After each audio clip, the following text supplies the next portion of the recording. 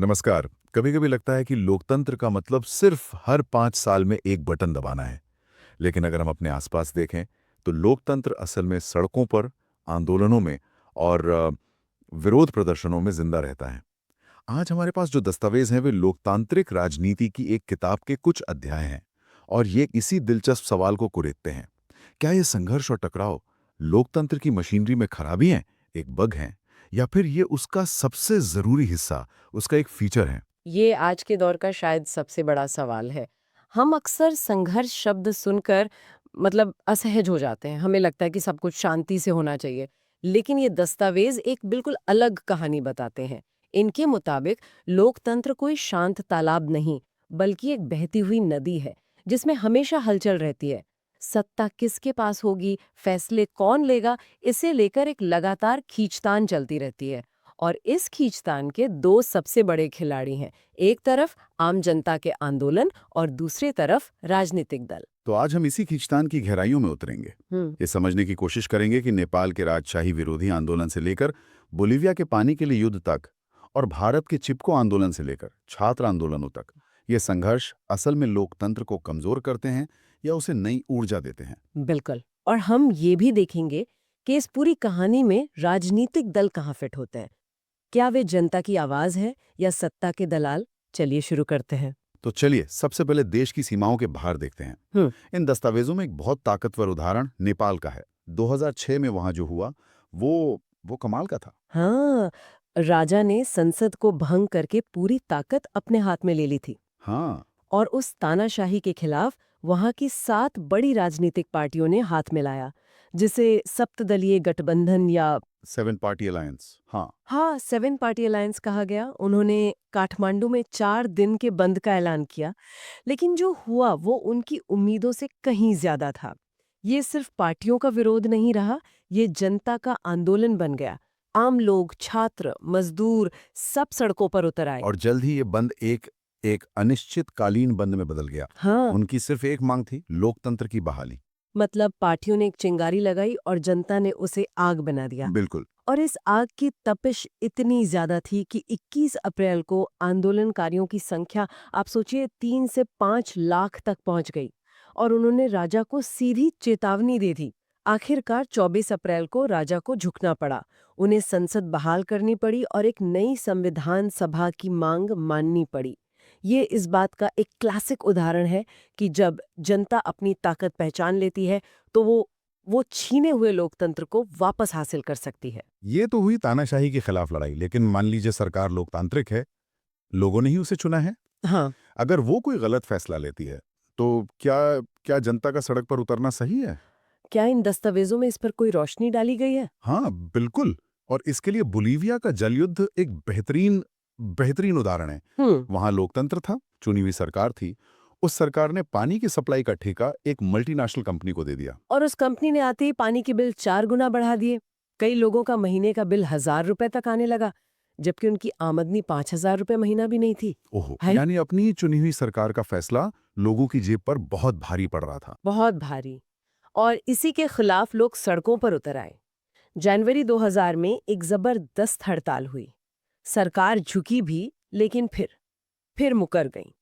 जब आंदोलन दोबारा शुरू हुआ तो सरकार ने उसे बेरहमी से कुचलने की कोशिश की। लेकिन जनता का दबाव इतना ज्यादा था कि आखिरकार सरकार को उस कंपनी का कॉन्ट्रैक्ट रद्द करना पड़ा और पानी की सप्लाई वापस म्यूनिसिपैलिटी को सौंपनी पड़ी, वो भी पुरानी दरों पर। तो तो यहाँ सबसे बड़ा फर्क ये है कि नेपाल की लड़ाई थी सिस्टम को लाने के लिए और बिलोविया की लड़ाई थी सिस्टम के अंदर रहकर उसके एक फैसले को बदलने के लिए। एकदम सही पकड़ा। और यही सबसे बड़ा सबक है। लोकतंत्र कोई मंजिल नहीं है जहां पहुंचकर काम खत्म हो जाए। ये तो एक लगातार चलने वाली बातचीत है, एक बहस है, जहां जनता को अपनी चुनी हुई सरकार को भी बार बार टोकना पड़ता है, उसे जवाबदेह बनाना पड़ता है। यही एक स्वस्थ लोकतंत्र की निशानी है। बिल्कुल। और इस ताकत का असल रंग ये भारत में भी बहुत गहराई से देखा है। ये दस्तावेज हमें 70 के दशक में ले जाते हैं, जब एक छात्र आंदोलन ने देखते ही देखते पूरी राष्ट्रीय राजनीति को हिलाकर रख दिया था। हाँ, 1974 में बिहार के छात्र बढ़ती महंगाई, खाने की कमी, बेरोजगारी और भ्रष्टाचार के खिलाफ सड़कों पर उतर आए थे। उन्होंने आंदोलन को लीड करने के लिए उस समय के एक बहुत बड़े नेता जयप्रकाश नारायण यानी जेपी को बुलाया। जेपी ने शर्त रखी कि आंदोलन अहिंसक रहेगा और सिर्फ बिहार तक सीमित नहीं रहेगा। और यहीं से संपूर्ण क्रांति का विचार आया, है ना? ये सिर्फ सरकार बदलने की बात नहीं थी। बिल्कुल नहीं। संपूर्ण क्रांति सिर्फ एक नारा नहीं था। जेपी का मानना था कि असली लोकतंत्र सिर्फ दिल्ली में सरकार बदलने से नहीं आएगा। उनके लिए इसका मतलब था सामाजिक तौर पर जातिवाद को खत्म करना, आर्थिक तौर पर सत्ता को गांवों तक पहुंचाना और राजनीतिक तौर पर पार्टियों के अंदर के भ्रष्टाचार और वंशवाद पर लगाम लगाना। ये एक पूरी व्यवस्था को जड़ से बदलने का आह्वान था। ये तो बहुत महत्वाकांक्षी योजना थी। इसका असर क्या हुआ? असर जबरदस्त हुआ। इस आंदोलन की आग कह सकते हैं पूरे देश में फैल गई। जेपी ने देश भर में दौरे किए। 1975 में उन्होंने संसद तक एक विशाल मार्च का नेतृत्व किया। सरकार पर दबाव इतना बढ़ गया कि 25 जून 1975 को इंदिरा गांधी की सरकार ने देश में आपातकाल यानी इमरजेंसी लगा दी। नागरिक अधिकार छीन लिए गए, विपक्षी नेताओं को जेल में डाल दिया गया। ये तो कमाल है। मतलब एक यूनिवर्सिटी के छात्रों का गुस्सा बढ़ती महंगाई पर इतना बड़ा रूप ले सकता है कि देश की सबसे मजबूत सरकार को इमरजेंसी लगानी पड़ जाए। और कहानी यहीं खत्म नहीं होती। इमरजेंसी के बाद जब 1977 में चुनाव हुए तो जेपी के मार्गदर्शन में सारी विपक्षी पार्टियों ने मिलकर जनता पार्टी बनाई और लोकतंत्र बचाओ के नारे पर चुनाव लड़ा। नतीजा ऐतिहासिक था। कांग्रेस पार्टी आजादी के बाद पहली बार केंद्र में चुनाव हारी और एक गैर कांग्रेसी सरकार बनी। ये साफ दिखाता है कि लोकतंत्र में जनसंघर्ष की ताकत को कभी कम नहीं आंकना चाहिए। लेकिन ये तो जरूरी नहीं कि हर आंदोलन सरकार गिराने के लिए ही हो। कई बार लड़ाई किसी खास मुद्दे पर अपनी पहचान या अपने माहौल को बचाने के लिए होती है, जैसे कि चिपको आंदोलन। हाँ, और चिपको आंदोलन की जो तस्वीरें हैं वो आज भी रोंगटे खड़े कर देती हैं। सोचिए, उत्तराखंड के एक छोटे से गांव में सरकार ने जंगल का एक हिस्सा खेल का सामान बनाने वाली कंपनी को ठेके पर दे दिया। जब कंपनी के लोग पेड़ काटने पहुंचे तो गांव के लोग, खासकर महिलाएं, पेड़ों से लिपट गई। वे सचमुच पेड़ों को बचाने के लिए उनसे चिपक गईं। बिल्कुल। ये सिर्फ एक पर्यावरण आंदोलन नहीं था जैसा कि ज्यादातर लोग समझते हैं। इस स्थानीय लोगों का अपने जल, जंगल और जमीन पर हक का संघर्ष था। उनकी दलील थी कि इन संसाधनों पर पहला अधिकार उनका होना चाहिए, न कि बाहर की किसी कंपनी का।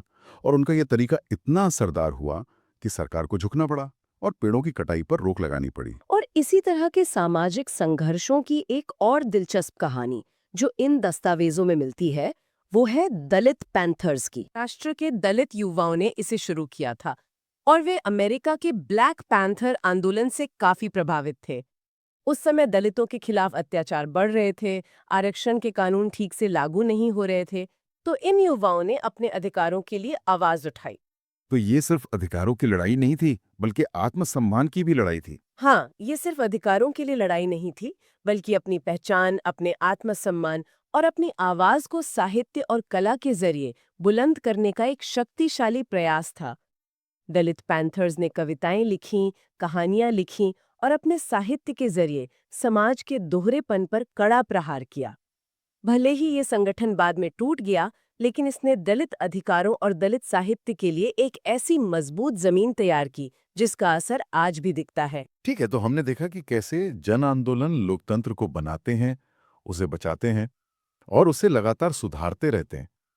लेकिन ये सारी ऊर्जा, ये सारा गुस्सा आखिरकार सिस्टम में कैसे पहुंचता है? मुझे लगता है कि यहीं पर राजनीतिक दलों की भूमिका आती है, जिन्हें इन दस्तावेजों में लोकतंत्र का प्राण कहा गया है। ये थोड़ा अजीब नहीं लगता, क्योंकि ज्यादातर लोग तो पार्टियों को ही सारी समस्याओं की जड़ मानते हैं। हाँ, ये विडंबना तो है। लेकिन जरा सोचिए, अगर राजनीतिक दल ना हो तो क्या होगा? हर चुनाव में हर सीट पर एक आजाद उम्मीदवार खड़ा होगा। सरकार तो शायद बन जाए, लेकिन कोई भी बड़े नीतिगत फैसलों की जिम्मेदारी लेने के लिए तैयार नहीं होगा। देश कैसे चलेगा? अर्थव्यवस्था की दिशा क्या होगी? विदेश नीति? इन सब पर एक राय बनाना नामुमकिन हो जाएगा। मतलब पार्टियां अलग-अलग विचारों को एक साथ लाकर एक कार्यक्रम बनाती हैं, जिसे वे जनता के सामने रखती हैं। एकदम सही। राजनीतिक दल ही हैं जो लोकतंत्र की मशीनरी को चलाते हैं। वे चुनाव लड़ते हैं, सरकार बनाते हैं। जो हारते हैं वे विपक्ष की भूमिका निभाते हैं और सरकार पर नजर रखते हैं। वे जनता की राय को आकार देते हैं, बड़े मुद्दों को उठाते हैं और लोगों की मांगों को सरकार तक पहुंचाने का एक संगठित चैनल बनते हैं। वे असल में जनता और सरकार के बीच एक पुल की तरह काम करते हैं। इसीलिए तमाम कमियों के बावजूद लोकतंत्र उनके बिना चल नहीं सकता। चलिए, तो मान लिया कि पार्टियां जरूरी हैं, लेकिन ईमानदारी से कहें तो आज पार्टियों की छवि कोई बहुत अच्छी नहीं है। लोग उन पर भरोसा क्यों नहीं करते? इन दस्तावेजों में पार्टियों के सामने क्या बड़ी चुनौतियां बताई गई हैं? इसमें 4 बड़ी चुनौतियों का जिक्र है। पहली और सबसे बड़ी है पार्टी के भीतर लोकतंत्र की कमी। ज्यादातर पार्टियों में सारी ताकत एक या कुछ बड़े नेताओं के हाथ में होती है। फैसले बंद कमरों में होते हैं। आम कार्यकर्ता की कोई सुनवाई नहीं होती। उसे सिर्फ दरी बिछाने और नारे लगाने का काम मिलता है। और इसी से दूसरी चुनौती निकलती है, वंशवाद। बिल्कुल। जब पार्टी में अंदरूनी लोकतंत्र नहीं होता, तो बड़े नेता अपने बाद अपने परिवार के लोगों को ही आगे बढ़ाते हैं।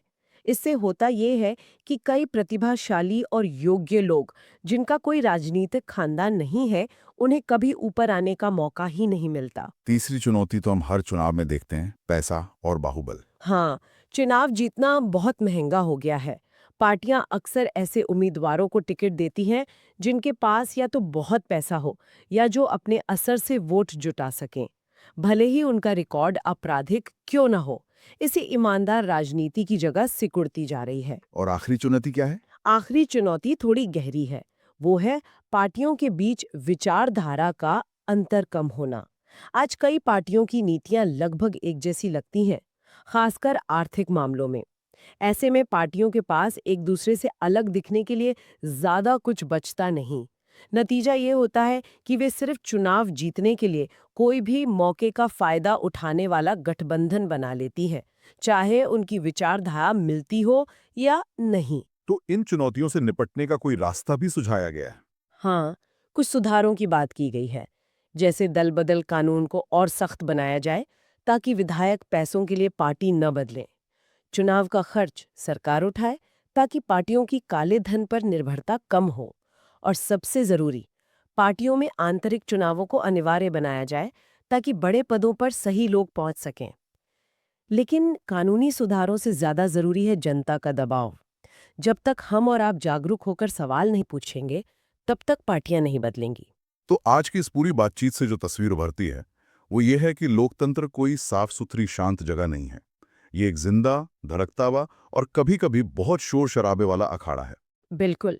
एक तरफ जन आंदोलन है जो सिस्टम को चुनौती देते हैं, उसे जवाबदेह बनाते हैं और उसे नई ऊर्जा से भर देते हैं।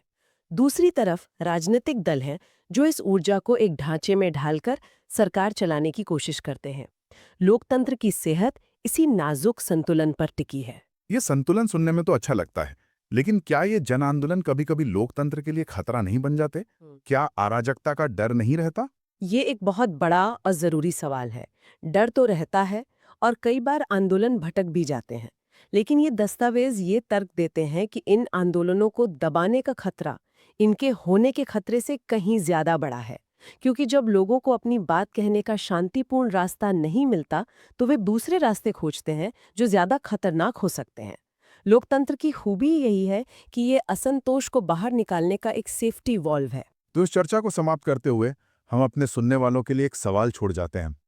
हमने अतीत के कई सफल जन आंदोलनों के बारे में जाना, जिन्होंने देश की दिशा बदल दी। आज के भारत में जब हम राजनीतिक दलों के सामने वंशवाद और आंतरिक लोकतंत्र की कमी जैसी चुनौतियों को देखते हैं, तो सोचिए कि भारत का अगला बड़ा जनसंघर्ष किस मुद्दे पर और किस रूप में उभर सकता है। क्या वो डिजिटल स्पेस में होगा या फिर से सड़कों पर? सोचने वाली बात है।